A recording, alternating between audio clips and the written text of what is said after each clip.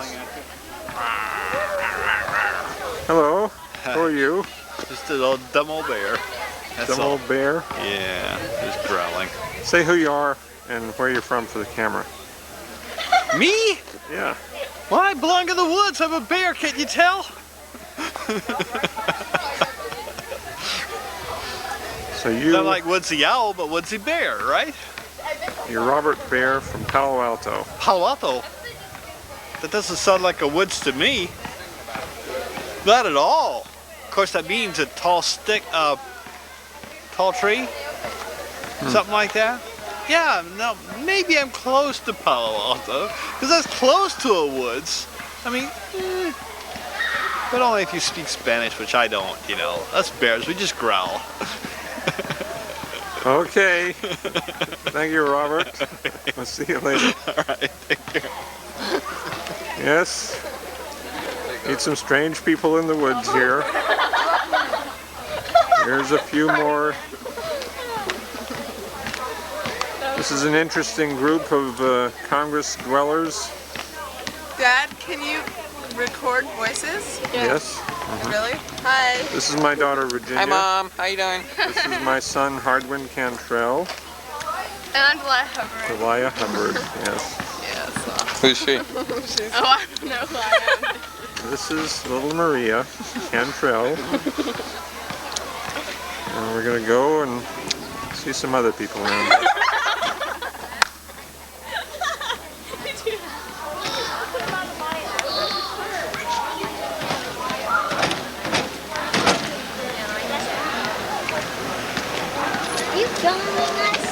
Yep. What are you guys doing here? Don't do that. What do you mean, what are we doing here? What are you going to do with that cart? We're just putting it back on the heel. Okay.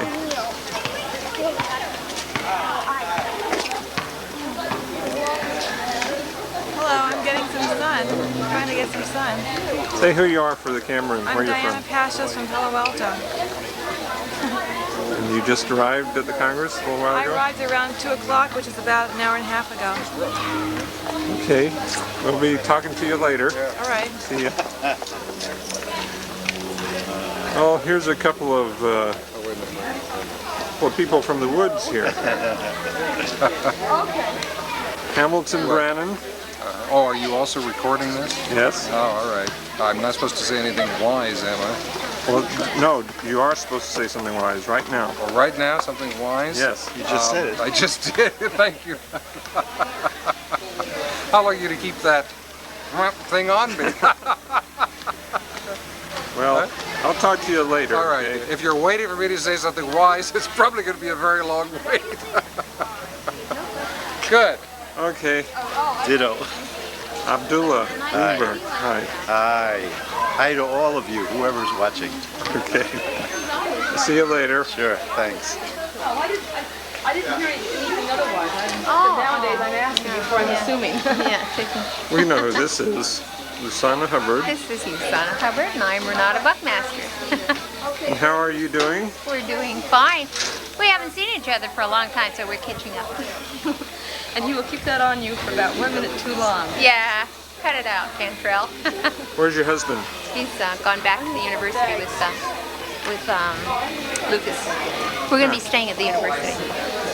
University where? Of California, at Santa Cruz. Oh, really? Okay. So he'll be here later, right? Yeah, he'll be here later. You can take a picture of him then. Okay. You got enough lights on that thing? Yeah. Yeah? See you later. Bye. Here are some typical people being registered at the Congress. Hardwin, Virginia, Maria, Lewis, Lucas. Rockman, we're missing Rockman. Rockman, I'm going to make one. Wait, do you have one? Did you have a name tag? No, I don't have a name Is it tag. Rockman or Rockman? R-A-C-H-M-A-N. Hello, Salamah. Sign here and you sign there. No. Right, I'm not on this way. Oh, that's right. Do it at the end. Hi, Martine. How's it going? Very fine, Rockman. This is Martine Almanzan, who's the Congress chairman, ML and all of that. and some kind of another official. He's standing here looking very official. Rockman. I'm about to go into crisis. Photograph your name. That's why he's standing here handing out names. Well, here is another typical California family here. Typical. Typical? Typical. My God. We're not typical. Oh, yes, we are, I'm afraid. My husband and I have a disagreement. What do you think, Rahman? You should meet Aliana, the newest. Ask her. That's Rockman, and that's a camera he's got. Just she hasn't seen one. This is Aliana, Cherpitel, Salon Cherpitel, and Camarilla. Cherpitel. Cherpitel, right. Who just drove out from Kansas. New York. Kansas, New York. And Washington, D.C. And. New York. And. And now we're going to get settled Salt Lake in City. at our abode for the next 2 or 3 days. So, you're up at the top of the hill there? Yes, in the Indian village. What number? Number 1. Very good. Thank Excellent. you. Excellent. Us and all the other little kitties that You know, you're embarrassing me pointing that thing at me. Hello, Mr. Cantrell. Hello. You'll have to talk to my agent about getting a release for that. Hello, Patty. How you doing? This is Patty Neal from Subud, San Well, this is Francisco. Patty Dubois from Patty Subud, Dubois. San Francisco. And Acting chairman of Subud. this is Mr. Dubois. That's right. Yes. Well, Enjoying the sunshine, redwood trees, and getting out of the city for a few days. Great. Almost decadent, but I can't really say that. So. I tested for myself Good. whether or not I can handle being chairman, and I got flat on the floor, but I can handle being interim chairman just fine.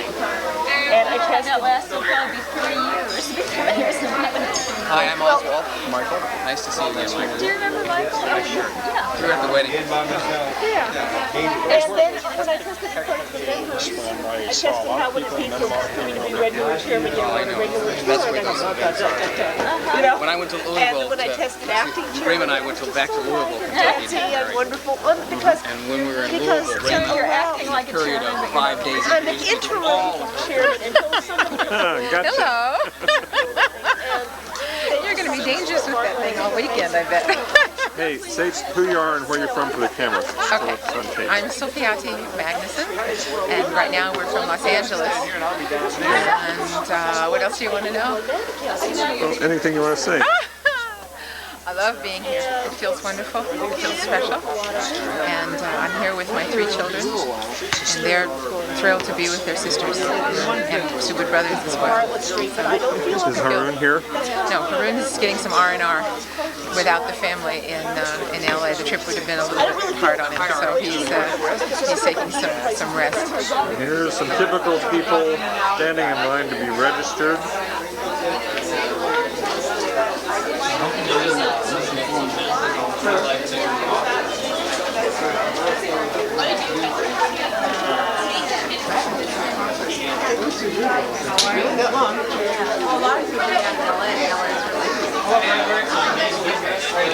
Here's a couple of interesting people.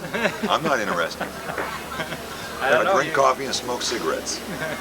Say who you are and where you're from for the camera. Where's Who you are and where you're from for the camera. He's from. He knows. He's from the local. This Luthfi Hill. Luthfi Hill, from where? From Palo Alto. And what are you doing here, Luthfi? Drinking coffee. You have an official capacity here? Oh, I am very official. I have the little hat with the little yellow band on it with the button. Can you see the button? Ask me if I care. Okay. Got it. I care. And your name is? Your name is? Luthfi Hill. And you're wearing a t-shirt. Yes. And the T-Bird shirt. T-Bird. T-Bird shirt. T-Bird shirt. It says Subud lives. Is that thing going all the time? Yeah. Boy, now we got him scared, don't we? Look at him, see? Okay, introduce Now he's yourself. on camera. I am the one and only Vincent Schmidt from Subud, San Jose. Things are pretty good in San Jose these days. What do we have? We got about 25 active members. Gosh, you guys have been up in Seattle for almost a year now, haven't you? Yeah. Yeah. Okay, that's the report from Subud, San Jose. Okay. See you guys later. Okay. Bye now.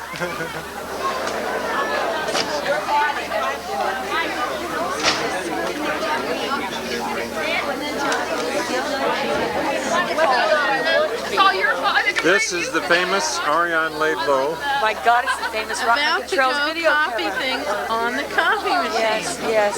Oh, I'm so thrilled. This is very exciting. Oh, let's be excited together. God, isn't this great? Hello, world. Say something significant, Arianne. God is love.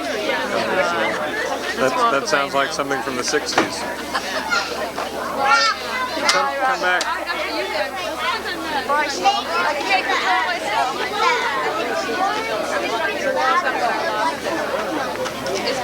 Back at the dinner table? Running? Yep. Robb, do you know what kind of bylaws? Yeah. No. Is that sound as well as action? Yeah. I'm going to find out. You know, everybody knows. Woo! That's cigarettes and none can be compared. How are you enjoying the Congress? I think the Congress is great. We've had our little ups and downs, but I think the Congress is great. I've been connecting with a lot of old friends. I'm just holding your cigarette hand down while I'm being on tape. I didn't want you to look asphyxiated on film. But now you can pan over to Lydia and ask her what she thinks Okay, of the first Congress. I just want to note that you are Salamah Locks from Subud Marin, Oh, right? Salamah Locks from Subud Marin, representing your entire family. Okay. Handing over to Lydia Feltman from Subud, Sonoma. How are things up in Subud, Sonoma? Well, pretty good. She also is representing her whole family. Yes.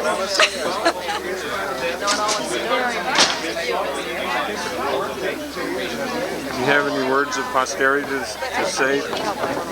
People who might look at this video later? How about 20 years down the road here? All is good as Subud conquers this and everything. Hey man, you missed the most ridiculous thing you did. Okay. Was it really going? Yeah? What do you think of this new technology here? This afternoon. It's interesting. I like. Well, we'll see how it plays back.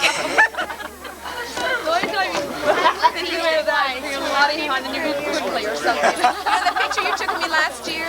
Yeah. Everybody looked at that picture and said, Mother, there's just a lot of pain in your eyes. She wasn't here. See that photo. I tried hard to smile in that picture. I did. I really worked at it. She says, Mother, there's such pain in your eyes. So I hope this is a better reflection because I don't feel painful this time around.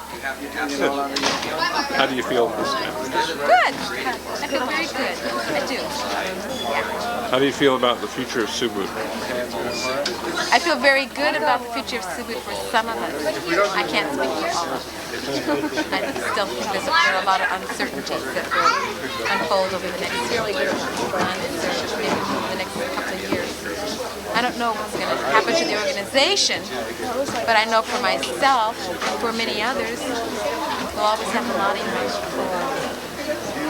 That's all I can say. Making me be very pensive and at that moment to really feel about that. Is this on? Okay, I didn't really feel about that. I actually felt a little sadness.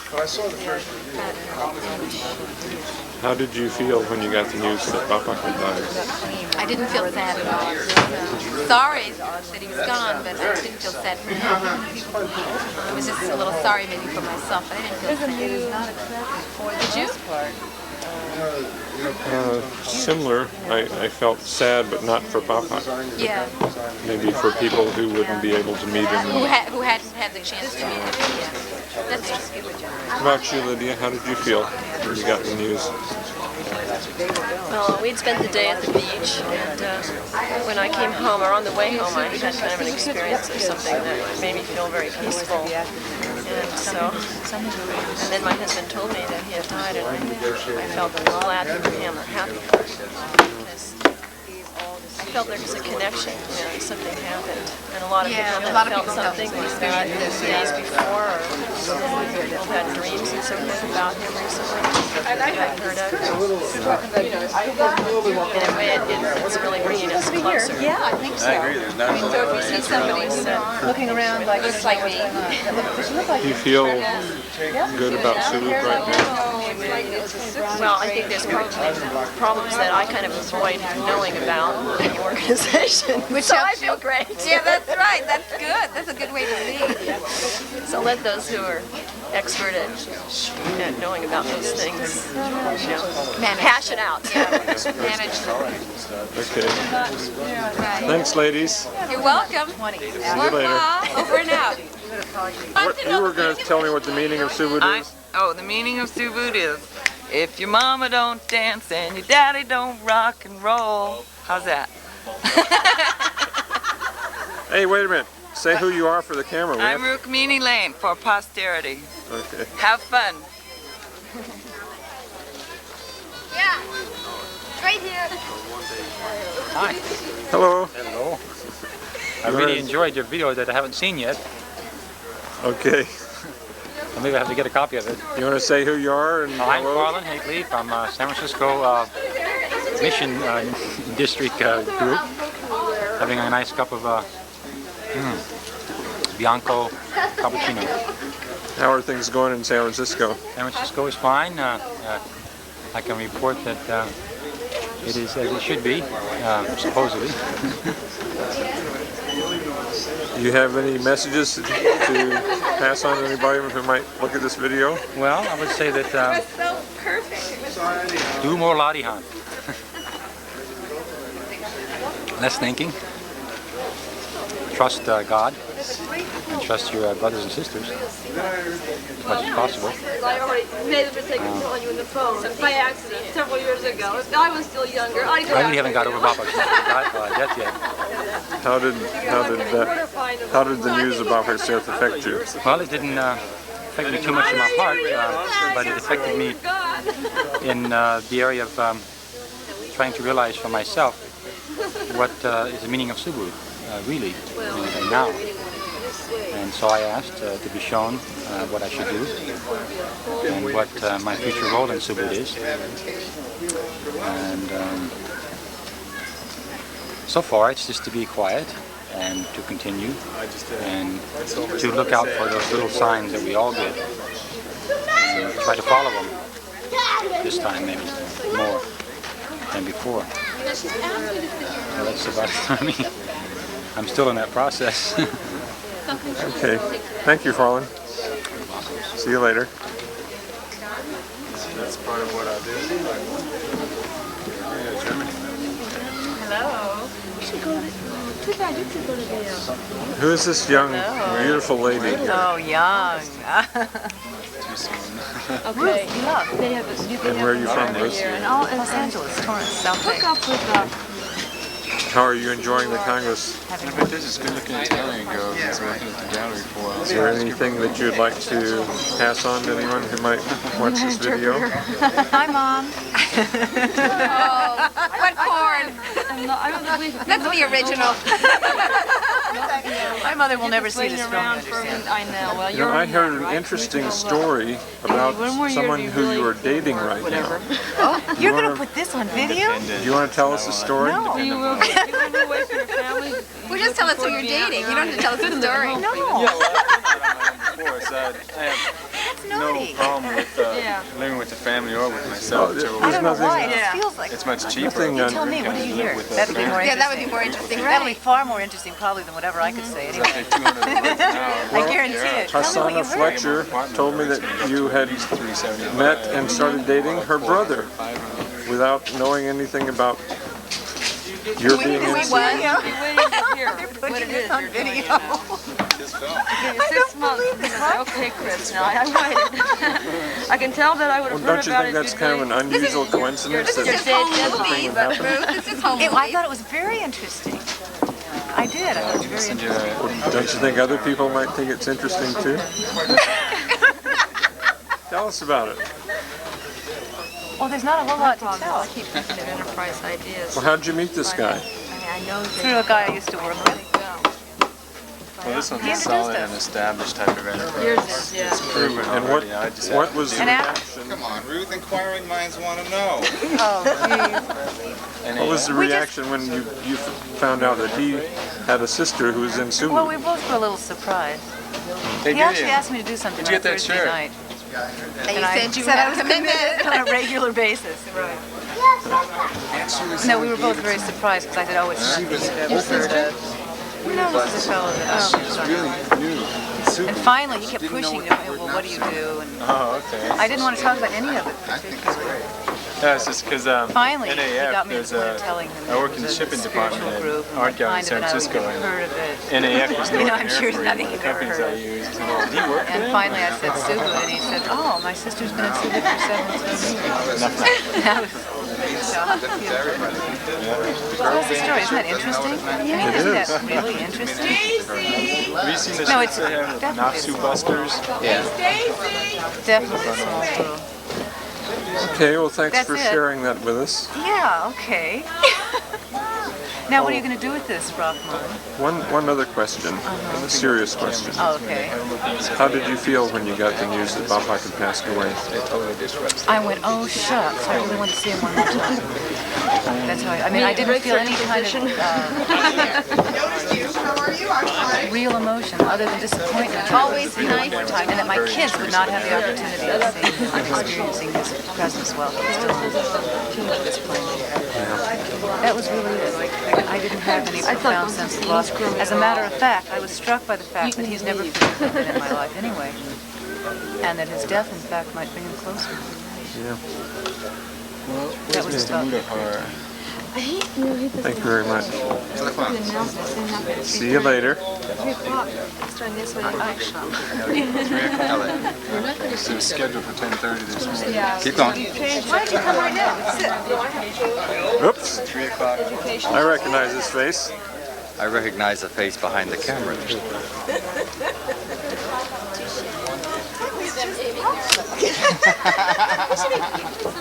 How are you doing, Salam? I'm doing fine. How are you doing, Rahman? Pretty good. How did you feel when you got the news that Bapak had passed away? I was stunned. I was mortified. Anything? I found out last Sunday night when I happened to, when I called Luthfi Hill, and he said he had just, the night before he'd been at Bapa, Salamah for Bapa, and I said, oh, Bapa's birthday? And he said, no, Dad. I said, you're kidding. He said, no. I said, yo, come on, you're kidding. I don't believe it. We don't have him around, but He said, I wouldn't kid about that. So I believed it. I was stunned because I had thought that Bapa might die soon. I had a dream in 1980. I saw Bapa on television. I saw Bapa die on television. I saw his body being carried away. His daughters were with him. He was in Germany. I don't know. It didn't make any sense to me, and I thought it was just, one of those symbolic things. But when I read about Bapa's tour this year, and he was going to visit Germany, at that time I remembered my dream, and I was at that point concerned. I was afraid that Bapa was going to die on this trip that he made this year. And then, of course, I forgot about it because I thought it was just silly that Bapa would be with us for some time, as he had said. And I guess as I thought that, you know, the question is what was going to happen to Subud? What will we do? What would happen if Bapak suddenly wasn't here anymore? Is everyone going to fight among themselves and this and that and go on their power trips or whatever and ultimately, you know, make a mess of it? I believe that if Subud, or if the Ladihan, if it is our responsibility to spread the Ladihan to mankind, if this is what is to be done, that this is going to happen, that this is God's work, and that there's an element of destiny connected here. In other words, it is written, but we have to do what we can that is right, to make the effort, to be open to this, to fulfill the need that we see for anything to be done, to establish the proper links. I mean, if you go many places in this country or in the world, they say, well, California doesn't know the rest of the world exists. I mean, it's just California. They don't know the rest of the world exists. And I was disappointed that no one invited the international helper that we have in California to come, because he would not come here for this Congress unless he were invited. And it wouldn't be right for him to do so for a lot of reasons, because if he's invited, then the space is made for him to contribute something. And as just an ordinary member, I would like to know, you know, what is going to happen now. I would like to see that link is in place. That, you know, it's not just California here and the East Coast over there and whatever. And the only way we do this is really by respecting and maintaining the framework that Bapak has set up. Say something. Don't make me do all the talking. Okay. Rozak von Hohenstein. I mean, he's just in L.A. It would cost us all of a $30 or $40 plane fare to bring him up here. You're back in the 50s here on the plane fares, so it's not that cheap anymore. All right, $50, $60, $70, I don't know. They have, you know, the commuter fare, I guess, you know, whatever. Okay. Thanks for sharing all this with us. How's your mom? God bless. My mom? She's fine. You know, she was opened a few years ago. Huckleberry Research Foundation.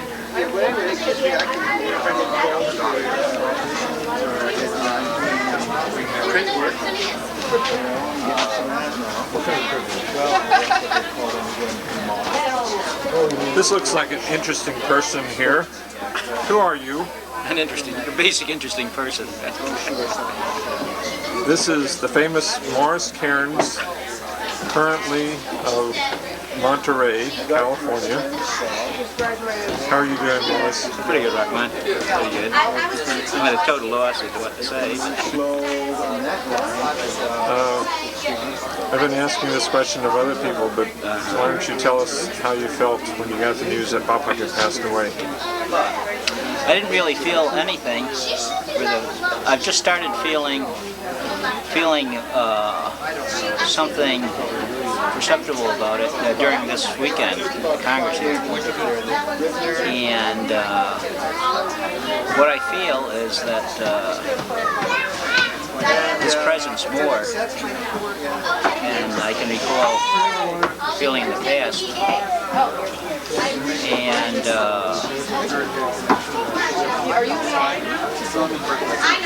it's a very nice feeling that he feels more present now to me. And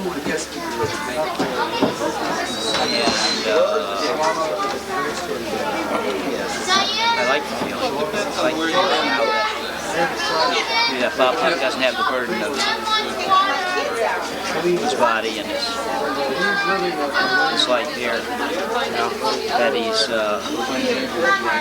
maybe more free to be with us. That's the way it feels. Thanks. I'll take you off the spot now. Thanks. And here is equally famous Marwan Lamel from Los Angeles, is that right? That's right. How are you enjoying the Congress here in New Orleans? I like it. It's all right. little upset sometimes, but I feel pretty good. How did you feel when you heard that Bapak had passed away? Well, I was shocked.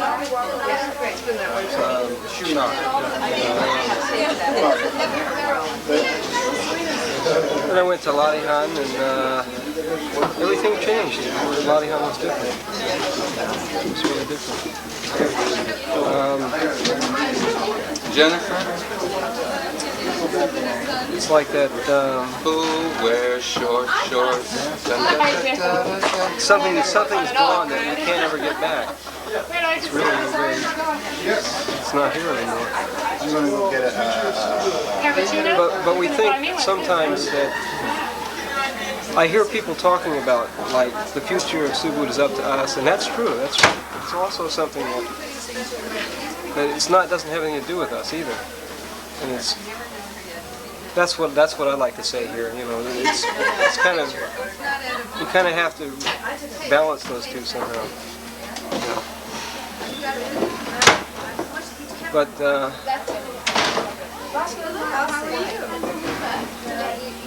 I think our testing has changed. I think that's the real serious thing that's kind of happened. You know. Think it has improved, you mean? No, I don't.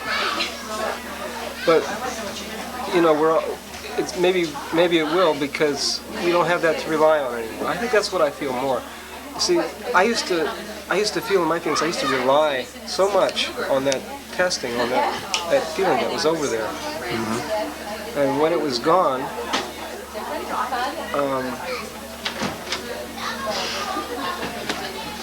I didn't have it anymore. I don't feel like I used to go into crisis. I used to feel special about things, but I think that's gone from me. You know, it was him all along.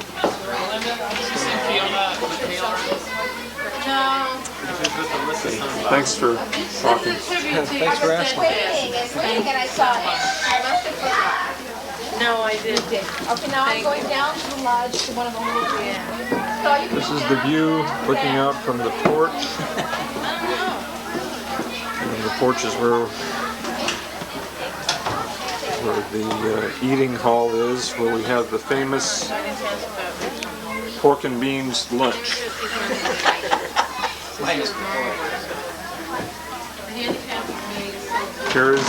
Here's a typical satisfied eater. My signature?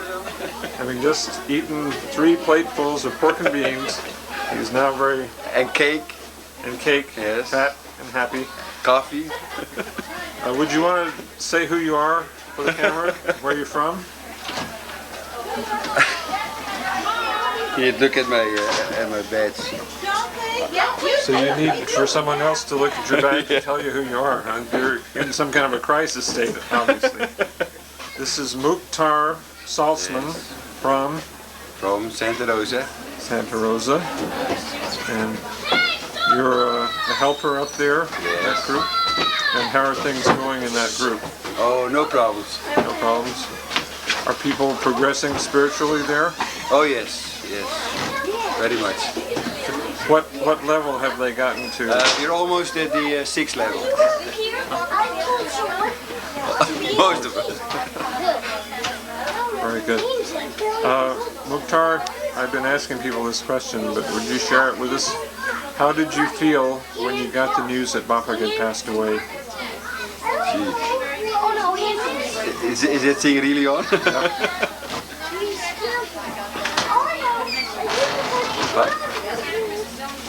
Yeah, that's putting me on the spot there. Well,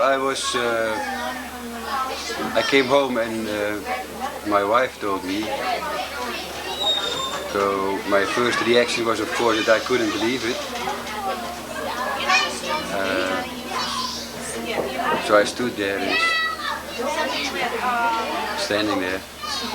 The next thing I smoked a cigarette and sat down. And I sat down maybe for an hour or so, and then I thought I should call my sister in Holland. And it was the the middle of the night there. So I woke her up and asked her if she knew the news, and she said no. And I said, well, Bapak, and then I started crying. You know?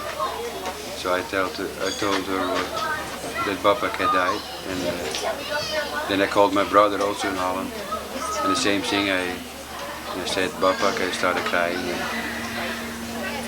It was a short cry, and then it was just quiet again. Then I called my other family in Chicago and Hawaii, and they knew already, and that was that. That's how I reacted to that. Thank you. I'm going to go to hear Isaac Goff in about 5 minutes. All right, I'll bring you there. Did you get the car yet? I didn't go yet. More? You need anything there? Do you have anything else you'd like to share?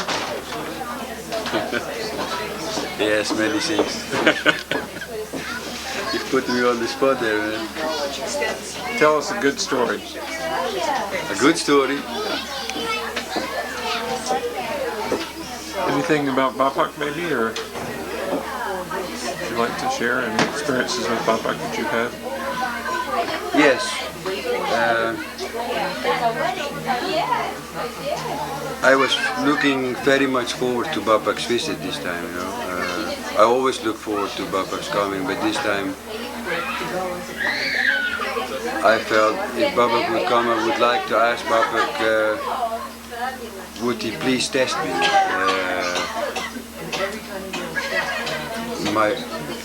My feeling was that I would say to Bapak, I'm willing.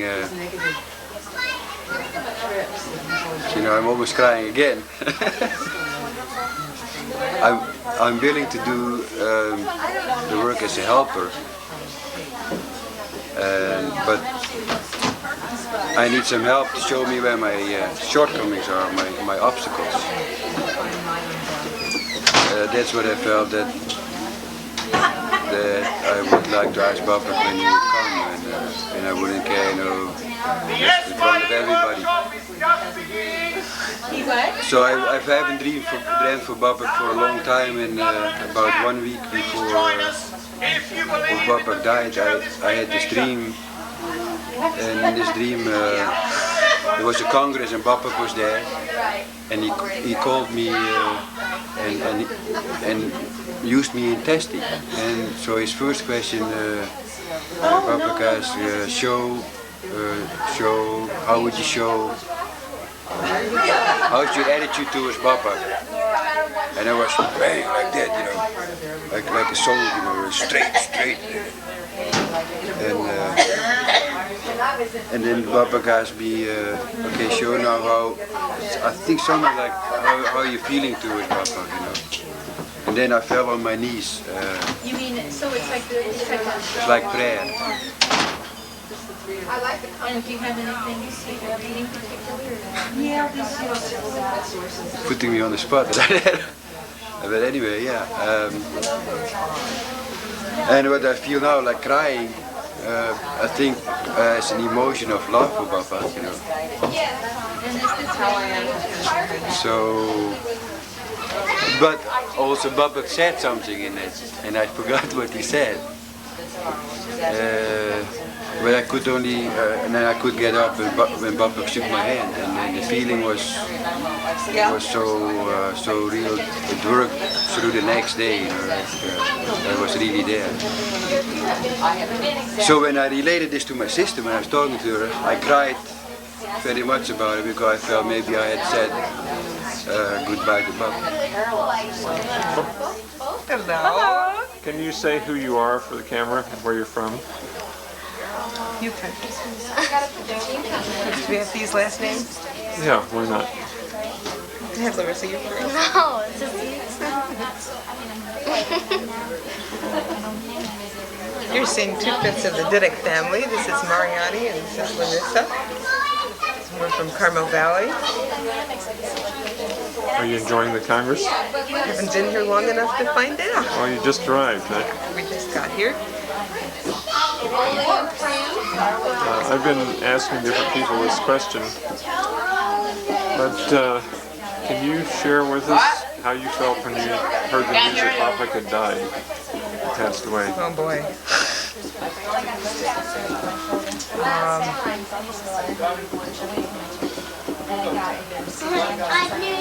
I guess I felt a kind of closing of a door in a certain part of my life and a certain part of the life of Subud, and a real curiosity and wonder about what would happen next. How did you personally feel?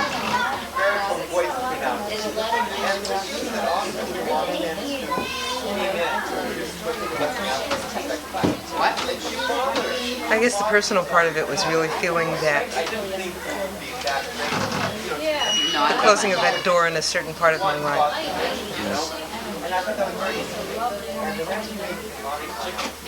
Anything else you'd like to share with us? I think it's your turn. Okay, who's this young lady here? I'm Mertia Butler from Nevada, up in Marin County. And you have a big family, don't you? Yes, I do. How many kids do you have? Counting godchildren and stepchildren. I have 7 children of my own and 2 in-law children.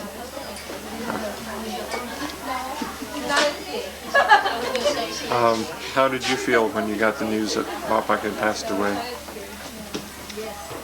I felt sad. And I also felt peaceful at times, as if Bapak had been relieved of his burden. But it made me realize how much of my life I owe to Bapak, and how grateful I am that he was willing to share the body, and how grateful to God I am that Bapak was with us, and then I was part of the pioneer generation. How's your lobby hunt?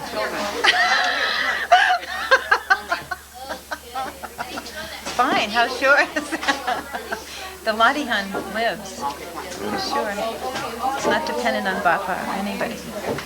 And I feel this is a new beginning for Subud. I'm really excited.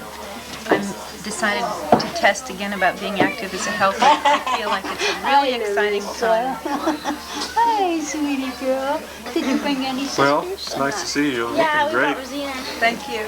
You brought Rosina. Yeah, I'm going to go interview another lady that I see out of the corner of my eye here. See you later. Bye. About a week ago. Uh-huh.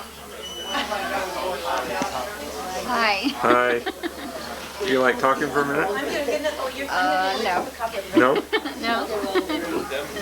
Thank you anyway. Just say who you are for the camera, just so we'll know. Okay, I'm Aaliyah Thompson. And what would you like to know about me? I'll talk for a minute, okay? Well, what I'm interested in finding out is how you felt when Bapak had passed away. I felt like a relative had left, someone I cared about deeply, and it felt okay. It felt like part of the plan.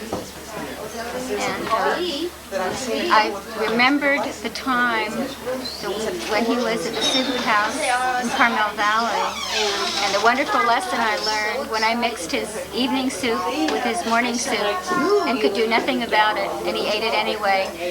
And that was a good lesson for me, not to look back, but to look forward. And so he's given me many gifts. I saw him as a very, very special human being. Do you have any particular stories about Bapak that kind of stand out that you might share with us? Well, again, when he was at the Subud house, sitting around in his slippers, looking at a National Geographic, and he and I were the only ones in the living room, and I happened to look out the window and saw the Ramadan moon with its wonderful star, and I was so excited, I told him to come look, although he couldn't speak his language, and he was like a wonderful father who said, yes, I'll look, already knowing what he would see. And I like the human part about him, and I like the way I felt when I was around him very much. Yeah. And we miss him, but he gave us an enormous gift for which I'll always be grateful. Okay. Do you want to say anything about your book?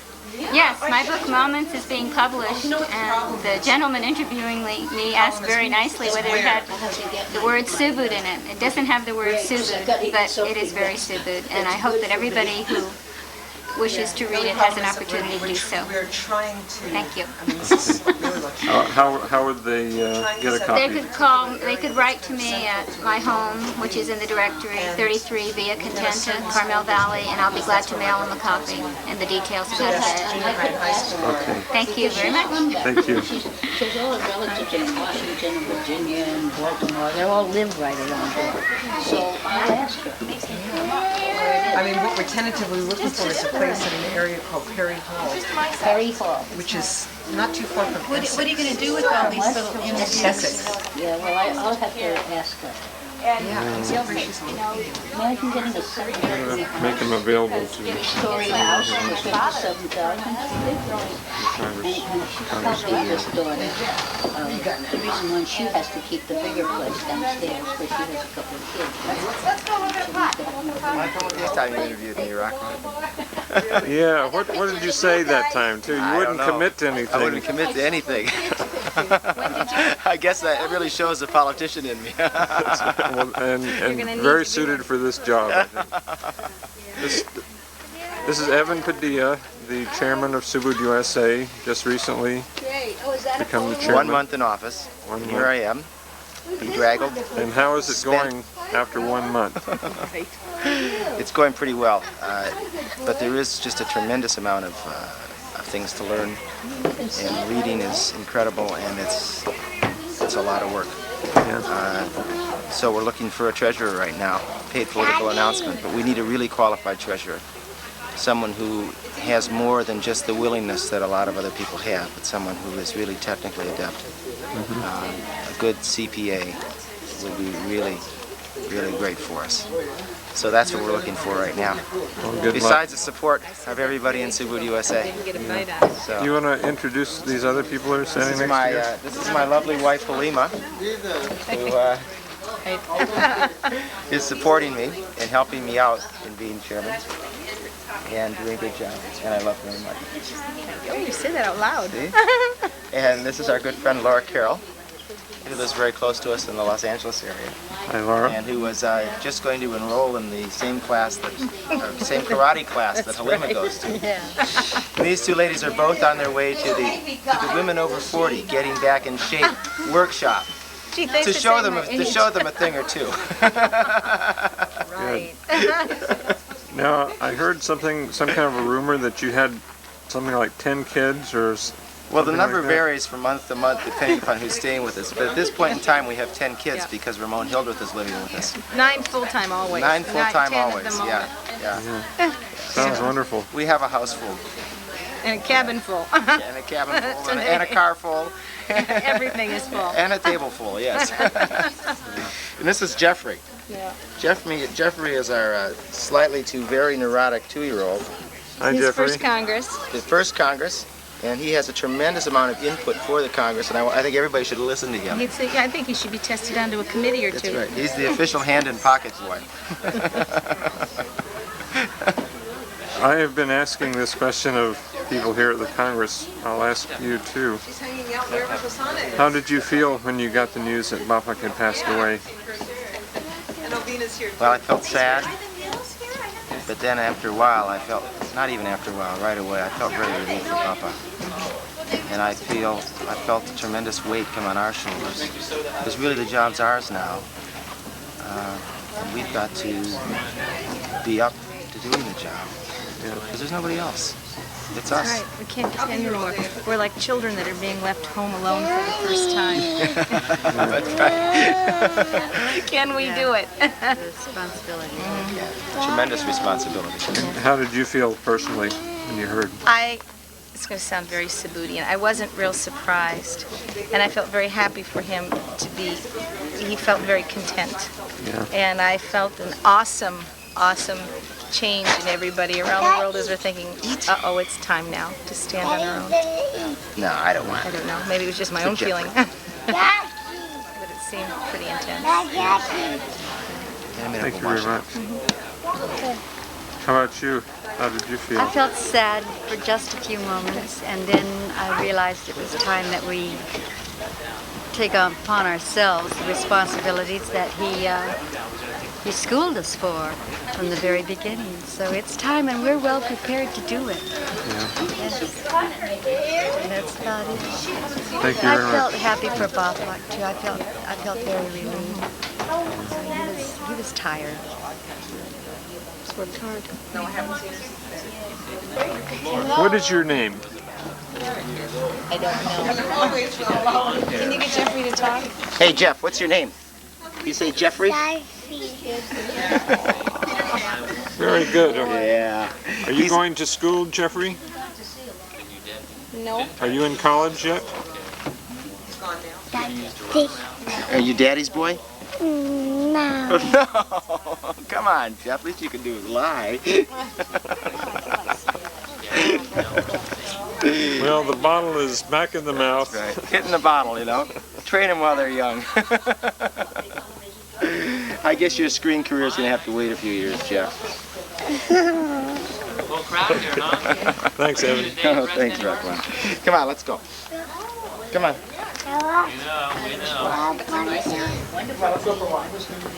Hello, Rock My Cantrell. Is that thing turned on? This is turned on. It's turned on.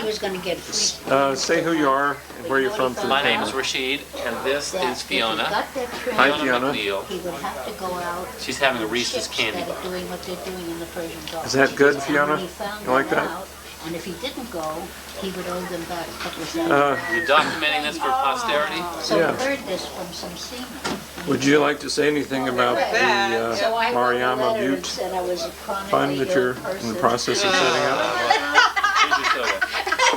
And I had to have Couldn't come up with a bigger lie than that, Vera. and I had to have him around so he could take care of me. well- and he thank you very much. Where to But start? no, thank you. How long do you have to listen? Yeah, it's a good thing you found out about that. I think it's important that we start funds like this so that, when people feel a need and a wish to Imagine sending us. do something, for What is it? What is organic brain syndrome? the Is that a handicap, medical that there will term? be a vehicle Organic. that It's a has been medical already set term up, for no matter how most large or diseases. how small, Alzheimer's that is one of can them. enable that person's good intention to really do something in the world. And so this is partly why we wanted to set it up. The other reason, of course, is okay. Can you get it out? Oh, really? You already saw it? The other reason, of course, is that having had Mariama, we realized that one of the places where state assistance is really lacking is in providing respite care for mothers, fathers, couples who do have handicapped children, and to really have basically a ceaseless burden to take care of those children if they are, extremely handicapped. So hopefully this fund at some point will be able to, provide respite care and perhaps other things that are needed for people who are caring for the handicapped. That's the hope. Yeah. Can you get this out? Thanks a lot. That was gross. Fiona, by the way, has impaired sight, so we're helping her eat her Reese's peanut butter cup. Anything was Oh, I get enough of that at Can you get daycare. that out? No papers on there, just like the other one. Only this came out in Take that paper off carefully. carloads and Right. it was Now, you got disgusting. the other one, you can eat that one too. Okay? Fiona, you're a really pretty girl, you know that? Beautiful. We have all the cable channels at home. Do they have it on there? So we're a little calloused. Oh, no. Oh, yeah. Well, I'm afraid What? that kind of movie could easily make it callous. You could think everything. You know who she is? Like But you around for people. Talk like that. No. Say it to the camera. Don't you dare! Don't you dare do that! You bad boy. Okay. Tell me a little story. How's it doing up in Washington? Huh? Well, look, I'm not the one who's supposed to be talking. You're supposed to be talking. Well, I was talking. I asked you a question. Now why don't you answer? Well, first tell me who you are and where you're from. Well, my name's Indira Smith, and you know that. My husband's a seaman. He's out to sea right now. I have hands God gave me to use to heal people, to help them, to love them with, right? My heart loves all folks, even the cuckoo ones. I'm one of them. Is that enough? I have a question to ask you. Well, go on. Sure. How did you feel when you got the news that Bapak had passed away? Yeah, I know. Oh, I wasn't sad Functioning, it feels like at all. I bid him adieu. I bid him goodbye. I hoped that he had a good trip. When there were weeks in between. And I recommitted myself again and again and again to the wonderful gift you've given us. Man, I'll never give that up. Never. Yeah. And Bapak knows that. You can actually read something like that. I'm one of the kids that won't give it up. Yes. Okay, if you had enough of me. Oh, one thing, do you have any stories that you would like to share about Bapak, or any experiences that you've had with Bapak that come to mind? I only know one story about Ibu, not Bapak. How about Ibu? Yeah, Ibu. The wife that we knew years ago, you know. Yeah. Well, I remember it was a very short time in Subud when I'd become a masseuse. And I always had this attitude, why does everybody go up on the 10th floor? That was in Los Angeles at the Miramar Hotel. And I wondered, why did everybody always have to go up the 10th floor and pay attention and blah, blah, blah. I only came here to do Ladihan, right? I'd only been in Subud about a year. And so somebody asked if I'd like to go up and see Ibu, and I said no. We went up on the 10th floor, and Ibu was lying in bed, and people were attending her and doing all kinds of nice things for her, and she asked, who was I? And somebody said that I was Indira and I was a masseuse. So she said, good, have her give me a massage. I said, I don't feel like it. And she laughed and laughed and laughed. And that's it. I walked out. I didn't think anything of it. And people said, you didn't feel like it? I said, yeah, I just didn't feel like it. Anyway, Ibu laughed. She didn't feel offended at all. Really? Yeah. She was a very wise woman. Yeah, I understand. So, what else you want to know? Well, Want to know that I'm almost 72 years old? Yeah. How does it feel? Feels marvelous. I think that everybody in Subud should know that you get there eventually. And it's great. It's like you get to a place where you can say, ha-da-dee-da-da-da-doo, ba-da-dee-da-da-doo-dee-da-bum. You're having fun. You're having as much fun as I am. Yeah, yeah. So, what are you going to do with all this? It's going to be probably copied and passed around to the different groups. Oh my God. They'll say, who is she? Some old kook who's been in Subud for 22 years? Oh, yeah. All right. It's okay. I've got a nice son who's in Subud named Weston Gavin. He's in New York, and he's been in Subud 27 years, I think.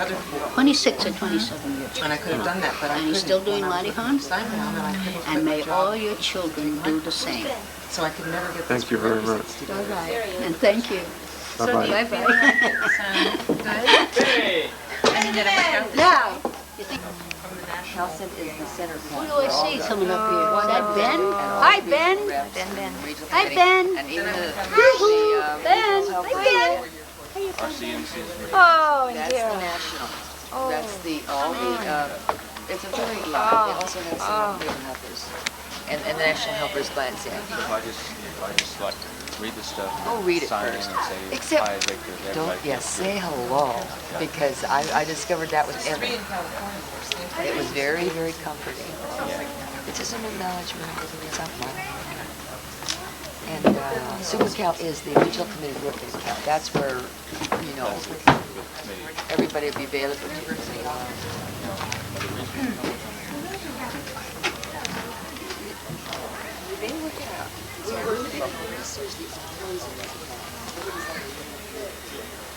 Rusty Lane Yes. of Subud, Los Angeles. Subud, Los Angeles, yes. I'm from Los Angeles. My name is Rusty Lane. I'm here at the Subud, California Congress 1987 up in Santa Cruz. You're facing a brother who doesn't have much in his head right now. Slightly empty. And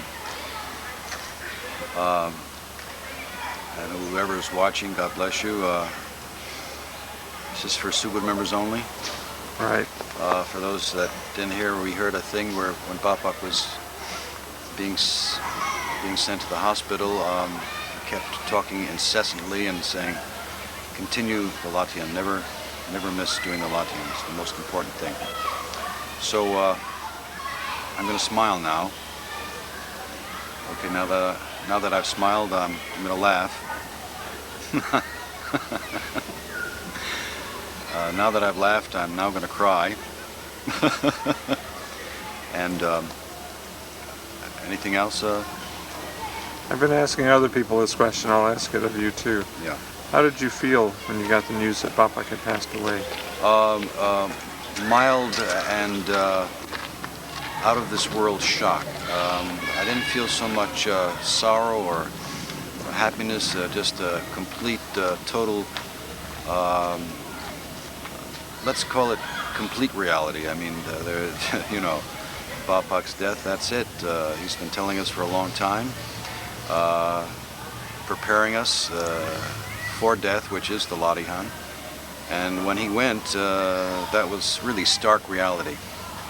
The other side of it is the emotional side, which I don't know if I have any emotions anymore. Yeah, shock. And Rukmini and I were told about an hour and a half after Bapak's death by Prio, he had called, and so we had the kind of difficult task to call quite a few people right away. So that was my reaction, shock. Still am. I have been for almost 23 years. How do you feel about the future of Subud now? Just continue to do the Latihan. How is your Latihan? Well,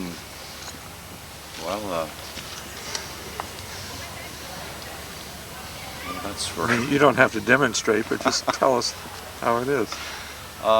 It's kind of, it's all right, just as long as I do it. Yeah. Okay, Rahman, that's enough. Okay. Thanks, Rusty. Thank you. God bless you. See you soon. Here's a country we don't have any pseudonyms.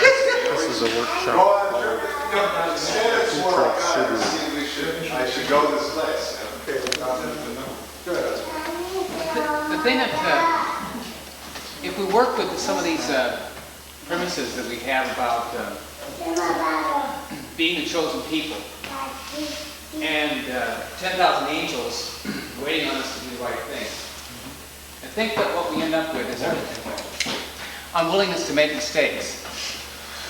And I have learned myself from making many mistakes, particularly in enterprise, that the only way that you learn in enterprise, and the only way that I learn to deal with the material world, is to make mistakes, and to not therefore say the angels aren't with me, or I'm not one of the chosen people, or any of these other sorts of things.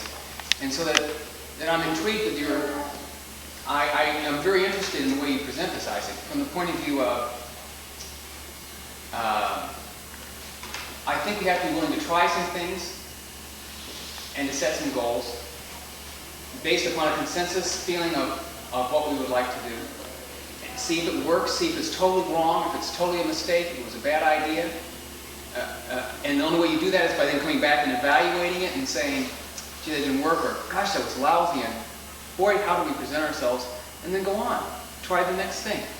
Because we are presenting this to the material, we are presenting this to everyone in this material world, and I think that's the way you have to do it. That's been my experience.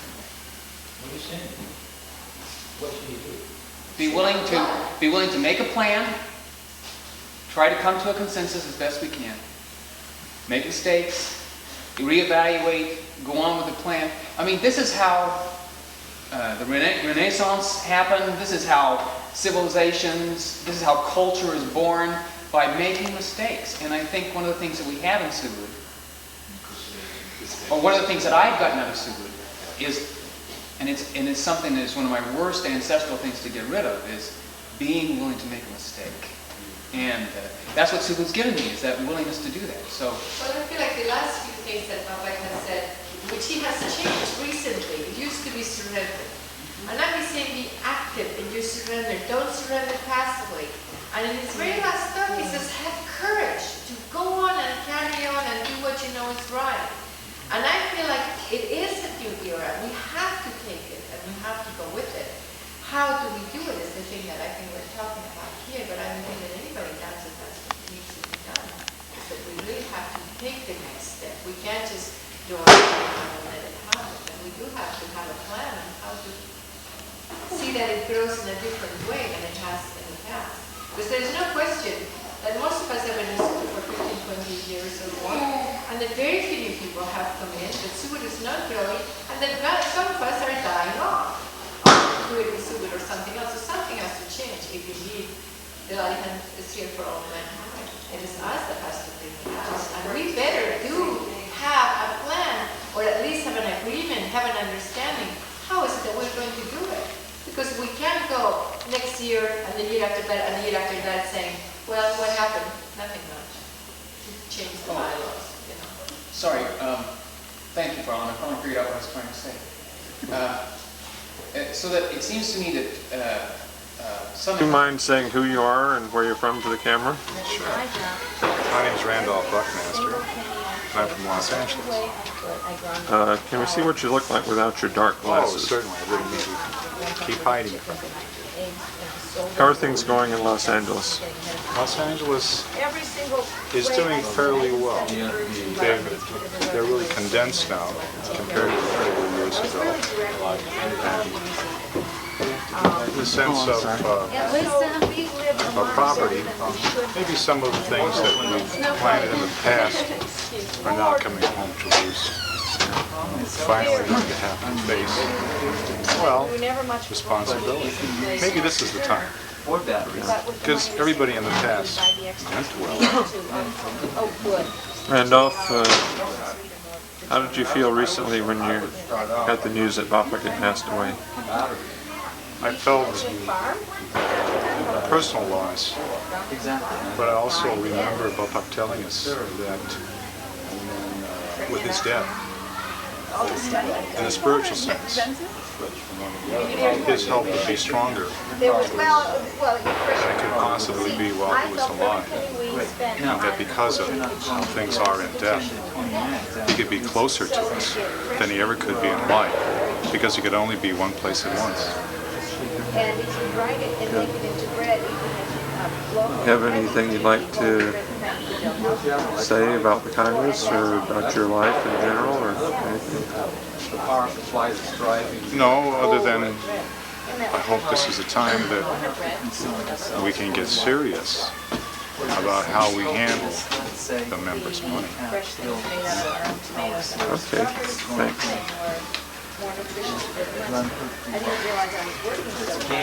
Khaki did big. Am I supposed to look? That's all right. Just go on. He did big repairs and big changes. He knocked out walls and put in sliding glass doors. Walking documentary. Yes. First house and built. We started with a condominium, which I Well. Then we moved to our first house. And we saved money but spent our energy on the campus. This is Oriana Mead doing an interview with the wife of our new chairperson for Subud USA. Can't deny it. How is this interview going, Oriana? You know, it's just going great until you got here. Man with this big intrusive camera. That's right. Started asking us questions. Halima cannot focus her eyes and talk at the same time. That's the problem, you see. We know we'll enjoy the video later, so we won't be hard on Rukmini. Okay, I'll try to force myself to think. I forgot where we were, though. Oh, yeah, the saving money.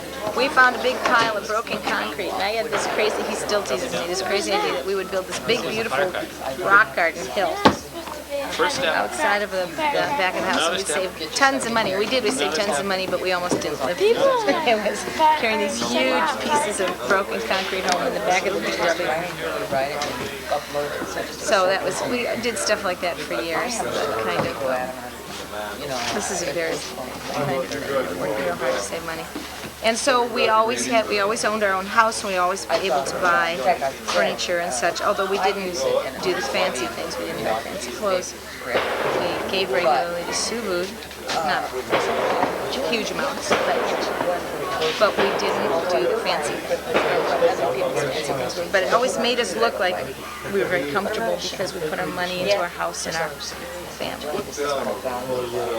And I got the cable and I was looking in When did that change?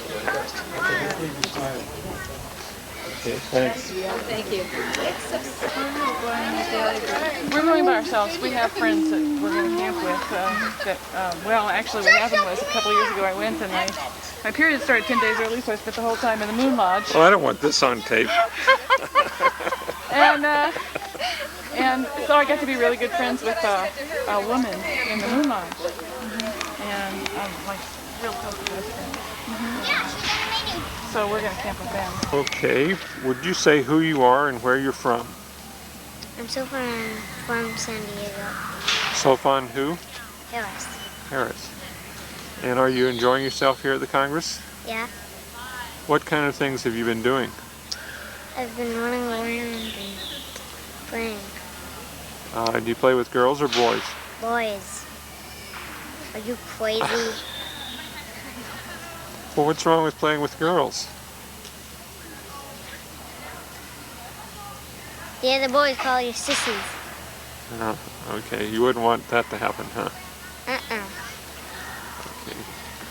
And your dad is here and mom, right? And who are they? Cherpitel and Sulfiati. Yeah. And how old are you? 8. And you're going to school, right? Are you going to college yet? No. What grade are you in? I'm going into 3rd. 3rd grade? Okay. And do you like going to school? Yeah. But I like this more. You like being out camping and having a good time more than school, huh? Okay. What has been the best thing that's happened to you so far since you've been here?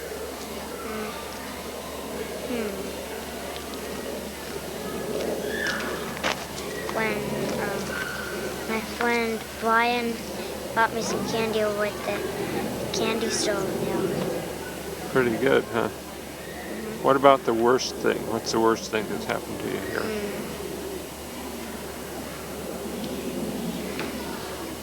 When I had to be babysat in that place. Pretty bad, huh? All there is there to play with is baby toys. Oh. Well, I can understand you wouldn't like that. Well, thanks for talking to me. And I'll see you later. Yeah. Bye-bye. Bye. I got a spot over here. Oh, one more. I was just in film. Now you're going to have to get... And who is this young man here? Brian Weisinger. And how old are you, Brian? 7. And are you going to college yet? No. No. Do you go to school? Uh-huh. And what school do you go to? B.E. Partridge. And do you like going to school? Mm-hmm. And have you been having a good time here at the camp? Yeah. And what have you been doing when you've been here? Well, playing around with my friends. And are your friends boys or girls? Mostly boys. Do you like playing with girls? Yeah, sometimes. You don't think that's a sissy thing to do, huh? Uh-uh. Well, good for you. I'm not Mr. Macho either.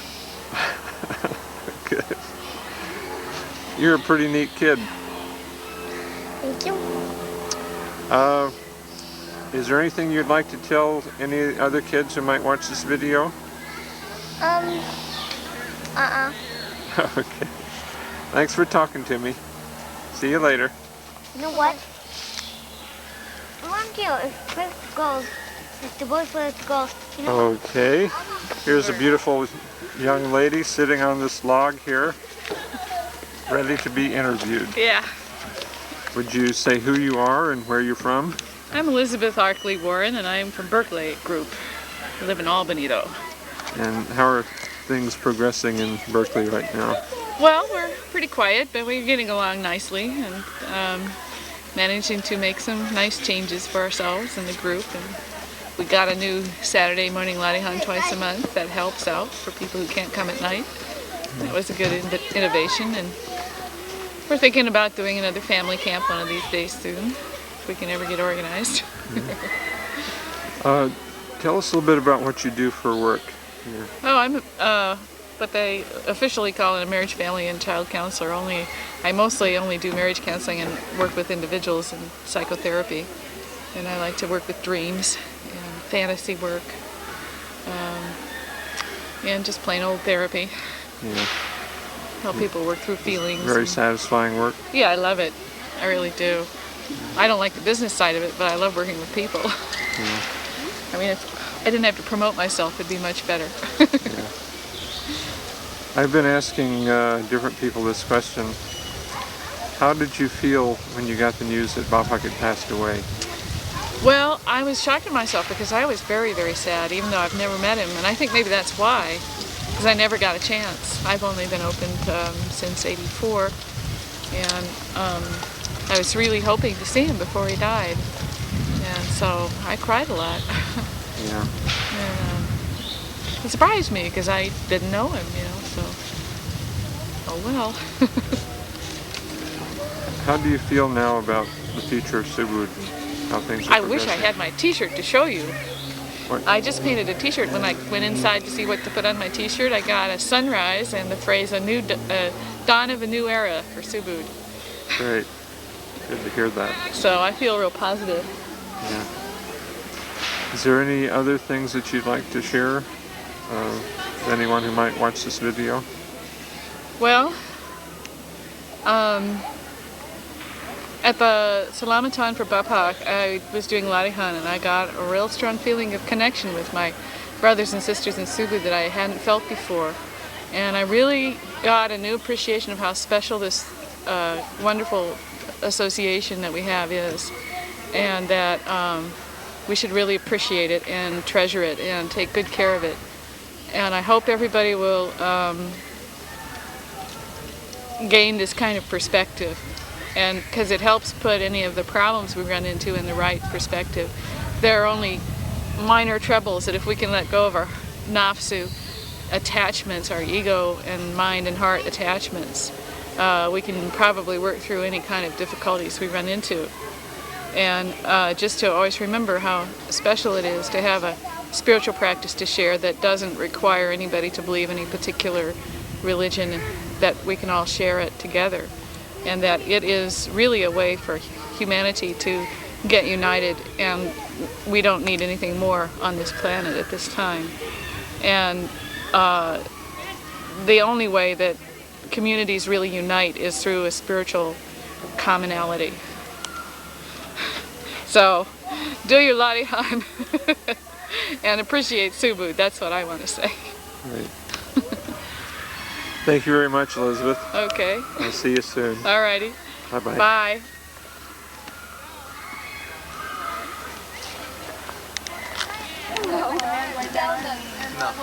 Another post-Carmel Valley.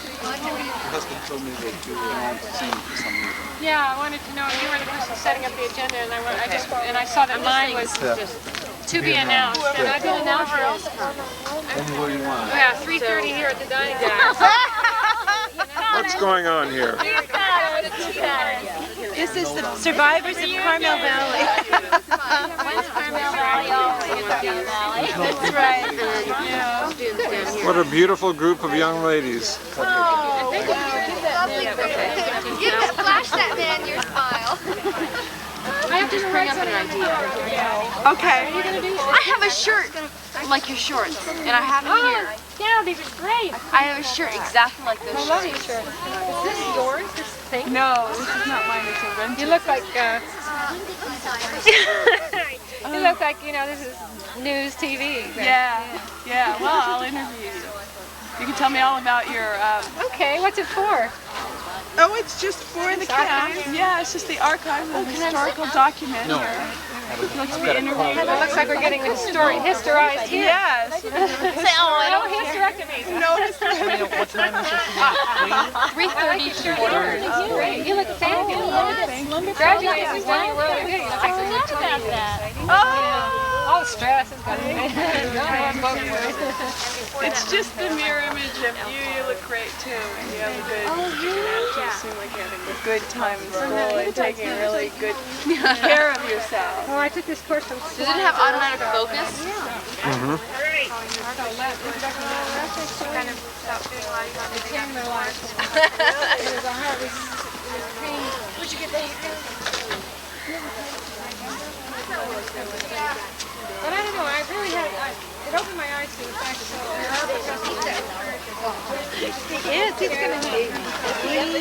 that Who are you? My name is Oswald Norton. Who are you? I'm the camera. You're the camera, yes. Well, hello, Mr. Camera. How long have you been open, Mr. Camera? Oh, just about 6 months. You've been open 6 months? Yeah. I see. And how do you find the experience of the Lottie Hunt? Well, I am a material object. I haven't really experienced Lottie Hunt. But Bapak says even the material world can experience the Lottie Hunt. Well, it's all new to you, I see. 6 months is a little early. Maybe just my functioning is the experience of the Lottie Hunt. I see, I see. Do you have something you wish to know? Yes. Who are you? Oswald Norton. Oh, yes. Yes. Where are you from? I'm from Los Angeles currently. San Pedro, California, to be more precise. And you were in Subud, right? Yes, yes. I have been in Subud since 1976, November of 1976. And tell me something about the Subud. About the Subud? Yes. This experience that you've had. Well, I was going to ask you the same thing. My question was going to be why is there Subud? And I guess the answer is still to be discovered. I have a question for you. Yes. Serious question. A serious question. I'm ready. I'm ready. How did you feel when you got the news that Bapak had passed away? Well, actually, I was quite stunned. And then at the same time, I was quite sad because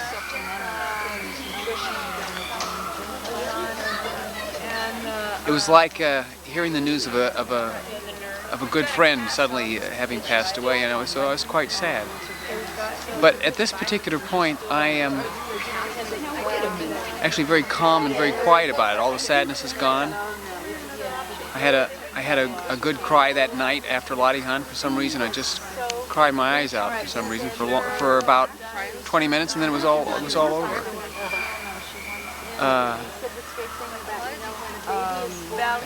I'm actually grateful that Almighty God has caused Bapak to not to have to.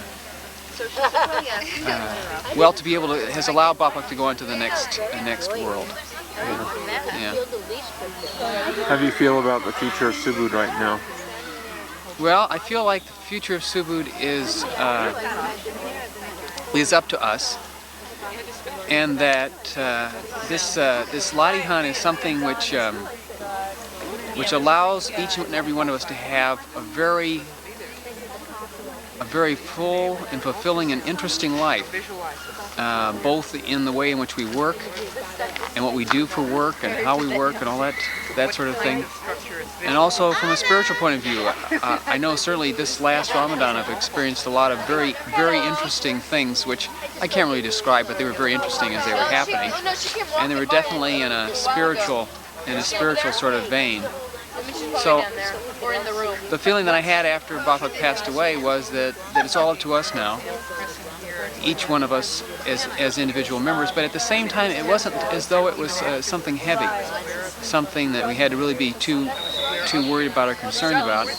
It was just that we now have to really experience fully living with this Lottie Hunt, with this inner guidance from Almighty God.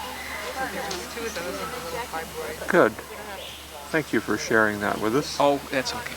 Thank you for asking. This is California, you know. Yes?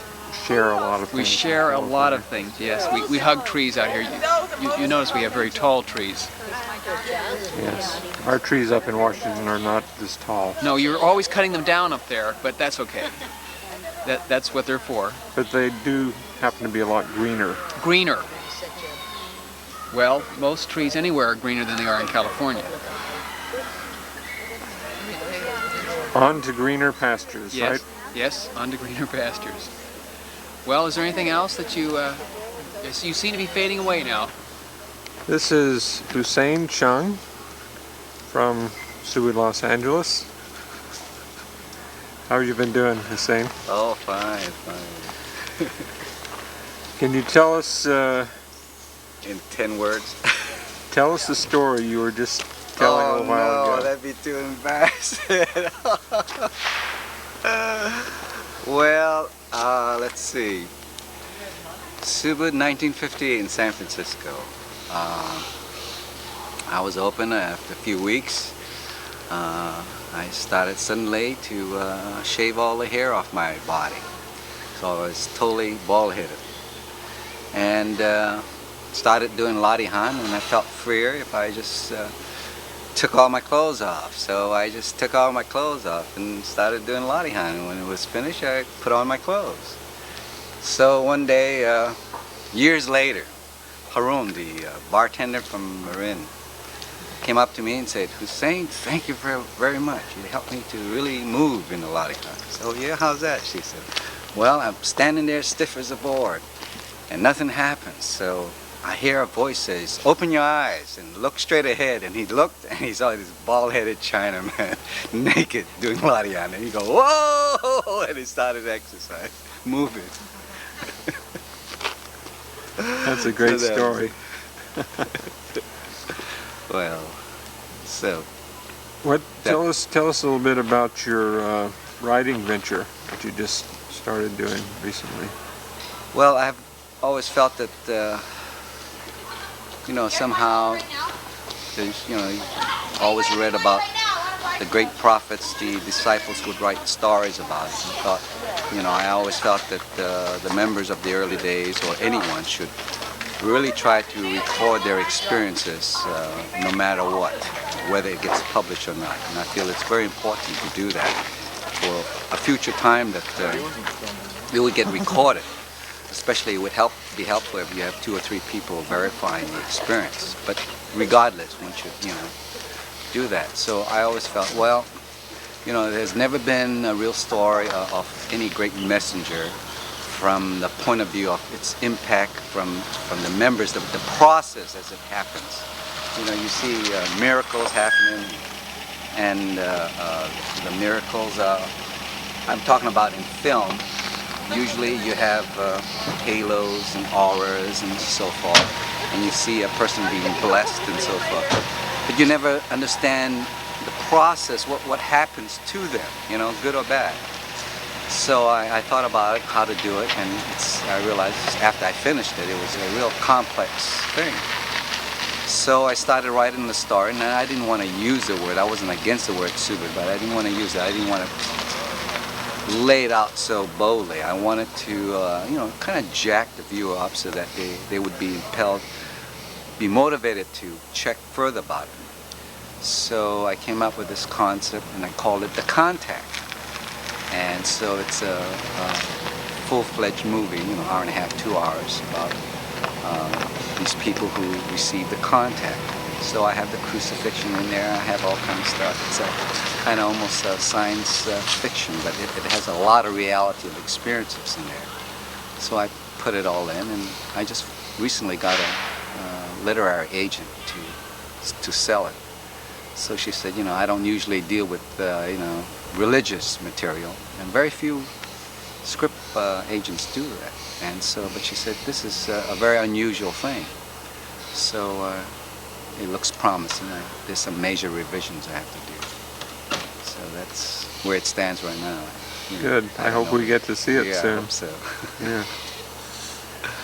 Do you have any other stories of the old days of Subud when you're first? Well, I have one of the first experiences I had. Actually, let's go over a little bit in the shade so I can Yeah, just out of the bright sun.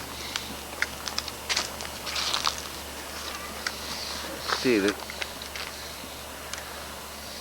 I'm trying to think. The first experience that I had that did not come from me. You know, we always say, well, we received this and that, and I never felt that. You know, the conviction something really happens to me. It's always like that. Anyway, my wife and I had been open. Her name was Georgina at the time, Lucia Chunga. We were living in Big Sur, so we have to drive 80 miles, you know, going 80 miles an hour to San Francisco 2-3 times a week to do the lottie hunt in those early few months in '58. So our car just wore off. And there was another couple, I think Pendleton or something like that, in Carmel, that we had a code that when I would get back to Big Sur, he would call me from Carmel to see whether I made it, because it's a very treacherous road, that Highway 1 along the curve. Bapak had not arrived yet. Bapak was in Mexico, and from Mexico he was supposed to meet Bennett in San Francisco.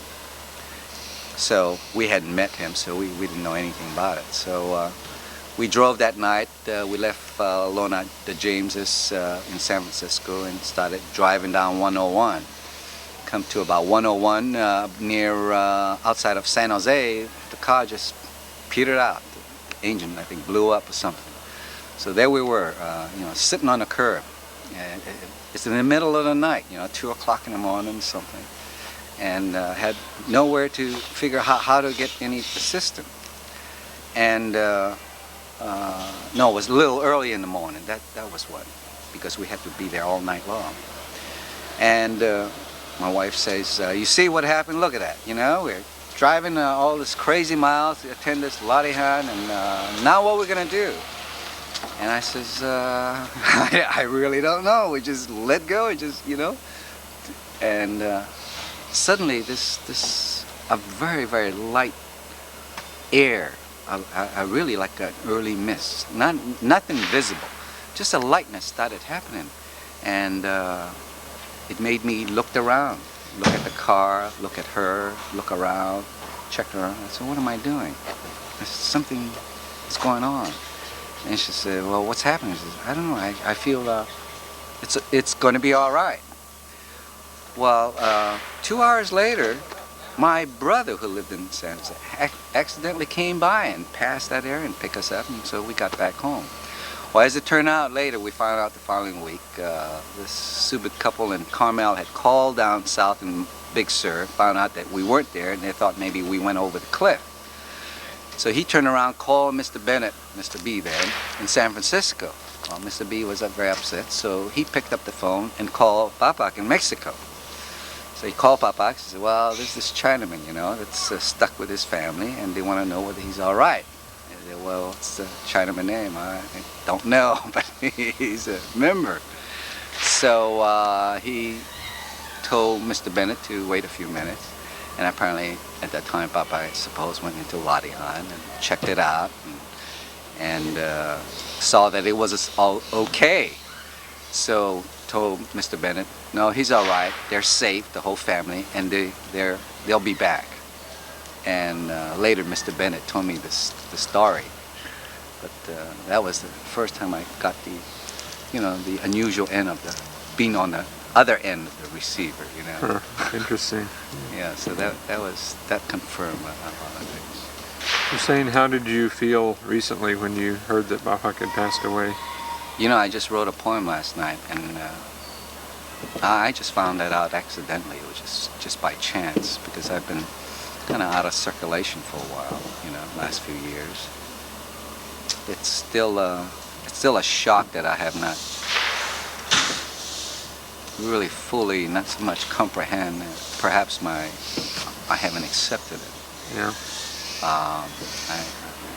It felt as if, well, to be very frank, you know, I've never felt that close to my own father, and I've always felt I felt so close to Papa, and I'm sure everybody else. But I felt very personal, in such a personal degree that it's been such a impact in my own personal life that I felt he really was indeed my father, that more than a true father who cared for me as a child, my inner child, so to speak. So I felt I've been raised by him.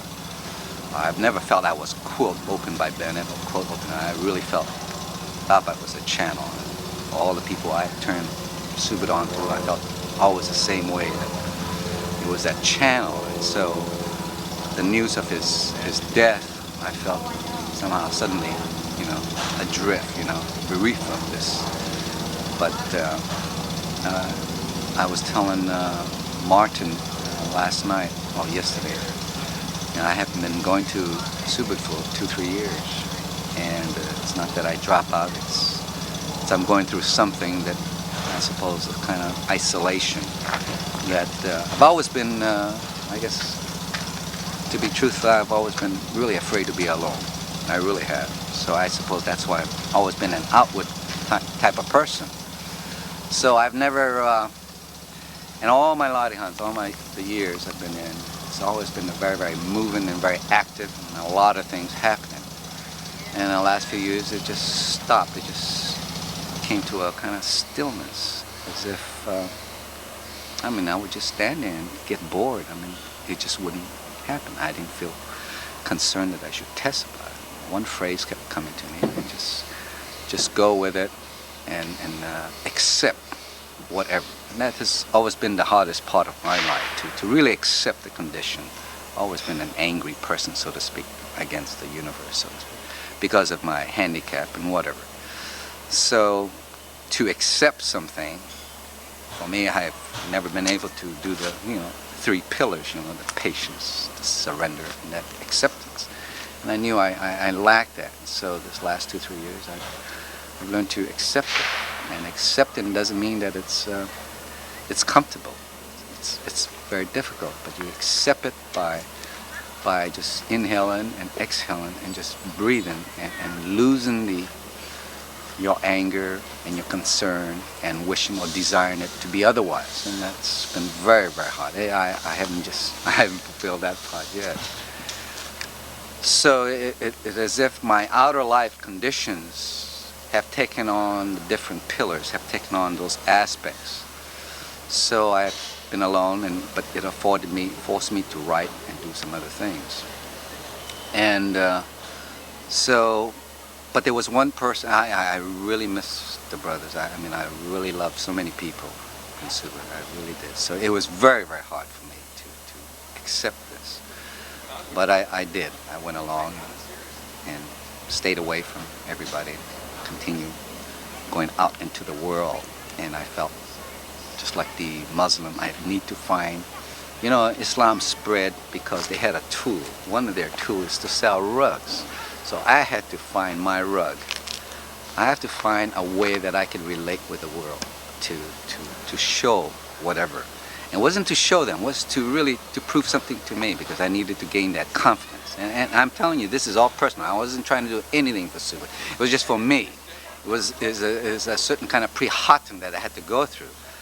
That if I had all these spiritual experiences, then what am I doing, And I couldn't go to the organization, complain, start protests, start committees. That was not it. First, I had to do it. I have to first see whether it'll sell. So that's what I have tried to do, and so that led me to complete my script. It's interesting, it's only in the last few weeks that I had completed, just before Bapak's death. A lot of things had happened before that. So I really wanted to come up now to see really the kids. I don't feel I'm part of this Congress. I really didn't want to come see the Congress.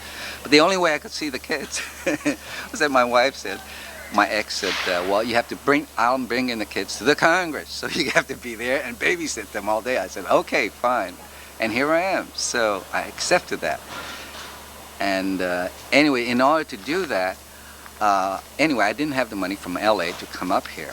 So it was all a surprise. And just by happenstance again, Marwan Lamel says, look, I've been trying to get hold of you for a week. I hadn't called him for months. And I talked to him. He said, we got a ride, Rashid Black and Hanafi Tranchalito and himself were coming up, and they have room for one. I said, but I have no money. He said, don't worry. I said, I have no place to say this. Don't worry. So I thought about it. I said, oh my God, you know, I should really be more responsible and stand on my feet, and pay my taxes and everything. But somehow my life is such that I should not be standing on my feet. I should go ahead and accept things. That's not the truth about it. You know? So everything that Baba has told me to do, I cannot do. I have to do the opposite. You know, like one time Siddhartha said to me, you know, one of the saints, there were 9 saints, 9 wallets there. One of them was like almost half criminal. He was totally crazy. He was always in a state of crisis, always talked backwards, said everything differently. But he was a saint because there are various entrances to the path to God, and the back doors and through the window, and the thief can be very good. So anyway, I accepted it. He said, accept it, I accept it. So I went to the Ladihan hall, and I found out it was too early, and the Ladihan is going, and I wanted to go in there. No, stay out here. So I waited. Finally, I asked the security manager, you know, is it finished? Yeah, I think it's kind of waiting. So I walked in, and everybody was gone. I thought, oh, I'm late again. So I opened the Ladihan door, peeked in. A couple of people were in there, you know, still laying around, so I snuck in and went in there. This is just a couple of nights ago. So here's my first group Ladihan. There's no group in here. So I took off my, you know, shades, my incognito. Of course, this is ridiculous. You know, everybody recognizes me. So I first took my hat and shades off. I wasn't going to take my wristwatch and change on him. Sitting there, feeling quiet. Feels pretty good. So I took off my billfold. My shoes were still on. I should really relax. Took off my shoes. Prison, I'm taking off everything. You know, I took off my shirt. More and more relaxed. I was just about to take off my pants too. But no, I better hold off. It was a little warm, so I sat there. I said, well, no. You see, I reached a point, nothing, there was no movement. I can't move. So to me, Ladihan begins when it moves, you know. I'm sitting there. Oh, stand up. Okay, so I stand up. Oh, take off your shoes. Oh, I took off my shoes. So I'm standing there. Oh, I start yawning, and that's usually a sign something begins. I yawn, I fart, start relaxing, my hair falls down. And you know something's happening, because the body's getting ready. So I followed the sign. But still nothing happened. And suddenly, this light feeling came on again. That same light feeling I told you about back in '58. So I looked around, I started getting paranoid now. I'm getting old, I'm getting weird, you know, thoughts coming in my head. Oh, I shouldn't be thinking. I shouldn't be thinking about Papa. But my heart, you know, I said, gee, well, what are you going to do with my heart, you know? It hurts, but it's stuck. It's like, you know, in the olden days, in some cultures, you weep and you scream. The Jewish have a beautiful way of death, you know? You weep and you scream and blah. So I said, oh, I can't cry. There's no tears. Nothing is generating. So I stood there a while, and this lightness continued, and it was like a fog. It just went through my heart, and went through my mind, and then there was a total emptiness. And I said, well, what's the meaning of this? Then I hear this voice in my head. I haven't heard anything. Ya Hussein. Crazy Hussein. Ya. I said, ya what, Papa? And I just automatically, I just, ya what, Papa? Continue, go on. So I said, oh. I started yawning. He says, yeah. I said, hey, man, why'd you leave? He says, well, if I didn't leave, I couldn't talk to you like this. I said, oh, man, I've been trying to get enough funds to pay my wife, my ex, my children, and then fly back and see you. I knew it's going to be time soon enough, you know.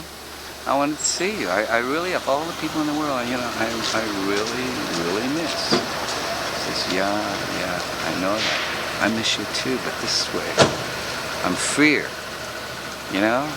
Yeah, I can call you any time now. I said, you can, you know? And I said, well, he says, you know, my situation is really terrible, you know? He said, yeah. Actually, he's saying the situation is really very, very good.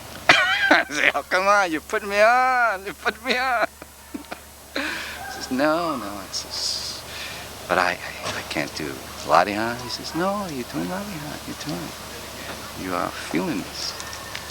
And he says, just take one step at a time and go along. And I says, but, you know, and I had this dialogue with her. I said, what happened when the other prophets died? What happened to the disciples? I'm concerned about what will happen to the members. Will it splinter up or move and, you know, drop out? You know, the action. I'm really concerned about it. He says, yeah, because as long as I was alive, then you always had to depend on me. He says, look, you see, you have a picture of Bapak on the wall. So as long as I'm alive, you see Babak's picture. So I become your distraction to Almighty God. Once each prophet or messenger dies, there's a directness to the power of God. Then you will know where it all came from. And you will get much, much deeper, so that now the disciples, like you folks, are forced now to move ahead and to not ask Papa. Now all you have is to ask yourself and do it, you know, whatever has to be done. Just like Bapak had to do in 1938. Bapak had to ask himself, you know, well, what do I do with all this, you know? And he had to follow it. And so now you folks are all little Babaks, you know? Wow. Okay. Salamah, salute. So I went up, and here I am. That's a fantastic story. Yeah, I really have a feeling everything's... It's a real test now. I think now the Laihan really begins on another level. I think it's like the beginning of the holy book. You know, each of us must now open that book. Remember that old story Papa used to say, huh, Control? Yeah. That he swallowed this book? Well, I had swallowed, but it got choked, you know, and I couldn't read it. It was upside down. Well, we all have to do it whichever way we do it. I read backwards, like Chinese, you know? Well, that's my life. So I have to fulfill that book. There's a pages. And there it is, right there, you know, to do it. However it comes out. And this is very, very individual. It's like just as the Ladihan is an individual experience for each person. For me, I found out I had to find my book. I know I swallowed something, you know, and I had to find it. And if Baba had showed me, or someone else, or testing, then there would be a tendency that I would depend on that instead of myself.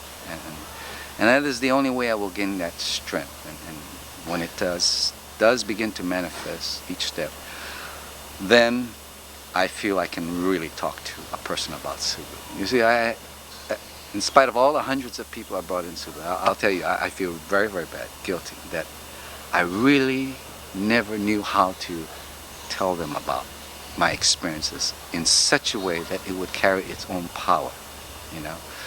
And I feel that I was insufficient to it. Of course, it is not us to say it. We must relax so that the power of God would speak. But I couldn't, you know, I'm always interfering with the power of God. I'm always doing that. I never knew what the difference of the power of God and my, you know, Charlie, this I call my Jiwa the Charlie, you know. I remember one time, Papa tested. Was saying, come up here, 2-3 people. He says, Tess, where's your Jiwa? I said, all right, be quiet, stand, close your eyes, relax. I said, oh, this is duck soup. Snap. I'm relaxing. Hey, you see, there's my Jiwa. I'm right in front of me. Oh, yeah. And he cracks up. I said, where's your Jiwa? I said, there. No, over there, 15 feet away. It's running. I said, Charlie, come back here. What are you doing there? So I feel, you know, he's always running around like a wayward child, our Jiwa, because it's still growing, just like a, you know, a little baby. Goes through 2, 3, 4, 5. And now, I got this teenager running around, and he rebels against me. No, he doesn't go there. He was here, right? So there's a wall. So finally now, it's kind of settled. I think he's a little more mature. I think maybe he's 18 or 19. So there's something he wants to do. I don't know. You know, us fathers, I screwed up with my kids. I'm always telling them, you know, Chinese are very firm. You do this, you know. No, you can't do it. And, you know, it's just totally useless. I mean, I feel totally. So now I let go of my pride and say, all right, you run the show, you know, you do it. So I had to let go and surrender that, because he never tells you ahead what's really going on. He cons you a lot. He pulls all kinds of... So that's where I'm at. So you're wasting a lot of film. Okay. Thanks for saying. Okay. Take care. See you later. Okay, bye-bye.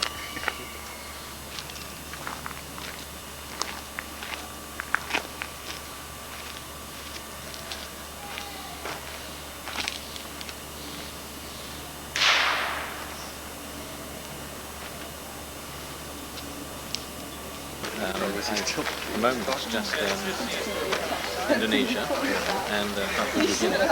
So it's all in the South Pacific, which is very nice. So I get to Australia. I get to Australia about 4 times a year. Set up the World Congress too. Talk about what? Cheers.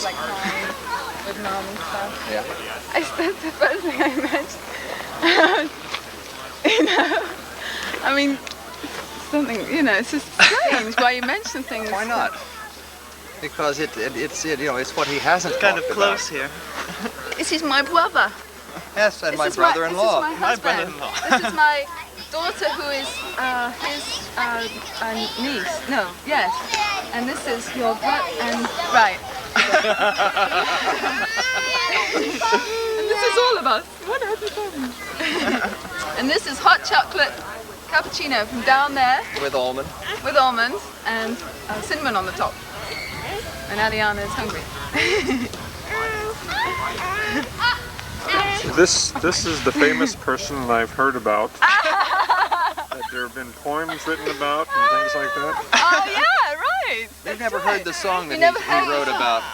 Yeah, no, I didn't hear the whole thing. It goes, let me think, how's it go? It goes, can you remember how it goes? It goes, God's love protect. That's right. You know, God's love protects me. Mother's love, mother's arms hold me, right? Yeah. No, it goes, God's love protects me. Mother's arms hold me. Yeah. He wrote, you know, and starts and sent us a separate tape, and she put some harmony on it. Where is my? Everybody has a nice feeling about it. Where is my what? My home. Come on, remember it, because I know if you say something, I'll remember the whole song. Let's see. God's love That's one. nourishes me. Yeah. Others' love surrounds me. Yeah.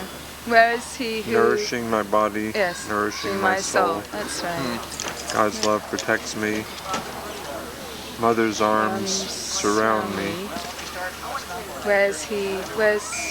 No, that's not. It's funny, I knew the whole song, I can't remember it now. It was that Mum wrote a poem, put it on the machine, he took it and put it to a tune, and then sent it on a cassette to us. Cassette back here, right? And then Mum sang on that cassette, on a cassette, with his voice and sent it back to him. And the whole song, well, Mum dedicated it to someone. She dedicated it to someone, and when I read it, I thought of you. So I said, why don't you dedicate it to my voice? Well, I wanted to hide that. No, that wasn't the reason.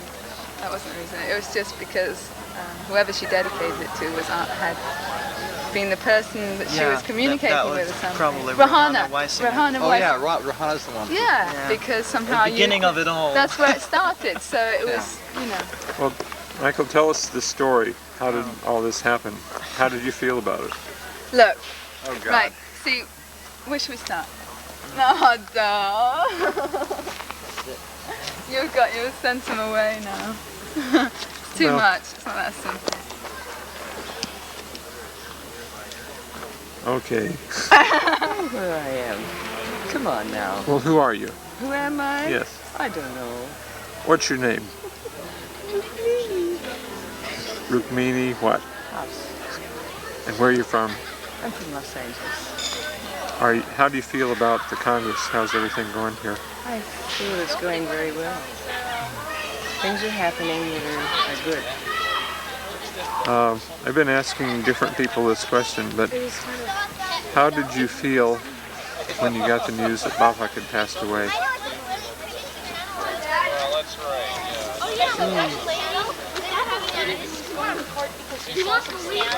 He's dropped all their money. No! No, honestly, this lady stole someone's bag. Felt like I'd lost my best big brother, my favorite one. I felt a joy in heaven. I felt like there was a great reunion there. I felt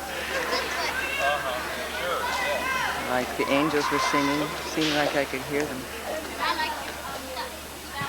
It's okay, he's all right. And he's telling us that we're all right. Just to go on. His mission isn't finished, and it's up to us now. So, I guess in a way I felt somewhat joyous. I couldn't feel sad for him because he was no longer suffering. I felt a little sad for us. But it's all right. I think we've gotten out of our teens so we can go on if we're aware that Bapak has passed his mission along to us as well as the Laidlaw. Thank you very much. How you like being up in the woods? Hello. Can you say who you are and where you're from? Well, my name is Latima Shim, and I'm from Santa Cruz, Subud Group, and I'm here directing a little scene with my co-director who just went off to get the rest of the actors for our little classroom scene. Ah, good. That's who I am. And how, going aside for a moment, how do you feel about the way the Congress is going and things happening here? Well, it seems to be going great. I mean, I walk around and people are visiting and having a wonderful time and making really good decisions about the future of the Subud year, and seeing each other when they haven't seen each other for a long time, and just kids are having a nice time, and I think it's going really well. It's beautiful surroundings. Yeah. So it seems to be, I'm having fun. Good. I think everybody else is, I don't know. How did you feel when you got the news that Bapak had passed away? How did I feel? Well, it's funny, when I heard that Bapak had passed away, I just kind of felt numb, in a sense. I didn't feel anything, and it wasn't until I knew that I felt some grief somewhere deep down inside, but I couldn't express it right away. And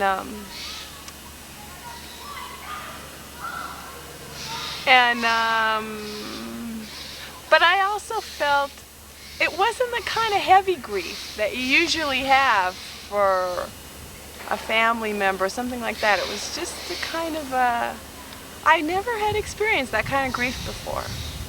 Kind of light in a sense. Yeah. Yeah. So I felt sad, but I also felt kind of happy. It wasn't a heavy sadness. It was kind of a light sadness.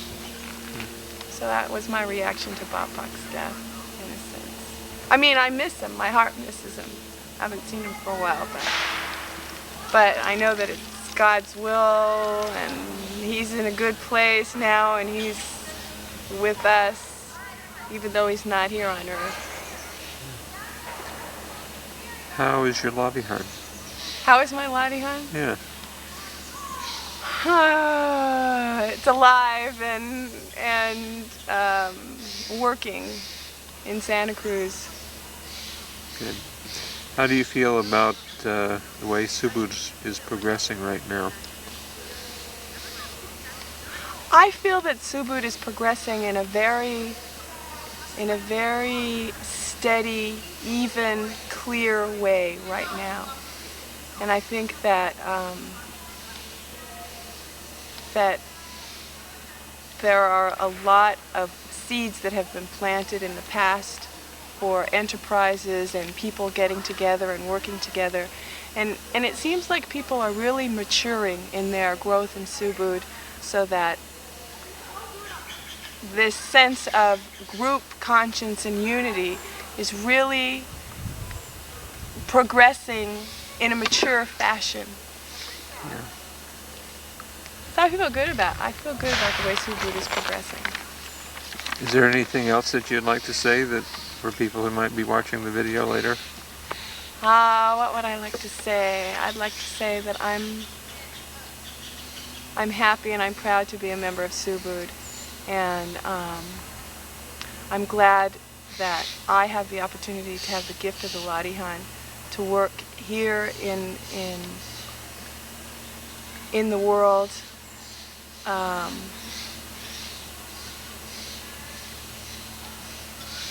With a sense of grace and worship of God. I'm very grateful to be a member and have this gift. Thank you. Thanks. Yeah. From San Diego. Amia? Yes.